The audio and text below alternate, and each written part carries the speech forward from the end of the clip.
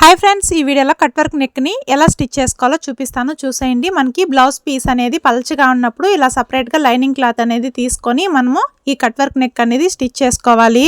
First అయితే back part main piece lining ని ఇలా జాయింట్ చేసుకున్న తర్వాత సెపరేట్ గా లైనింగ్ క్లాత్ తీసుకొని దానిపైన మనము కట్ చేసుకున్న క్యాన్వాస్ ని ఐరన్ చేసుకొని ఇలా వీడియోలో చూపిస్తున్న విధంగా బ్లౌజ్ కి మిడిల్ లో పెట్టుకొని ఇలా మిడిల్ లో ఒక స్టిచ్ వేసుకున్న తర్వాత ఆ కట్ వర్క్ షేప్ కు తగినట్టు సూదిని కిందకి దింపుకుంటూ పాదాన్ని పైకి లిఫ్ట్ చేసుకుంటూ కుట్టుకుంటూ రావాలి. ఇలా కుట్టుకునేటప్పుడు షేప్ అనేది ఎక్కడ కూడా మనకి అటు ఇటు అవ్వకుండా కరెక్ట్ గా మనకి షేప్ ఎలా అయితే తీసుకున్నామో సేమ్ అది ఎలాగా కుట్టుకుంటే మనకి కట్ వర్క్ షేప్స్ అనేది కరెక్ట్ గా వస్తాయి. అన్ని ఈవెన్ గా ఉంటాయండి.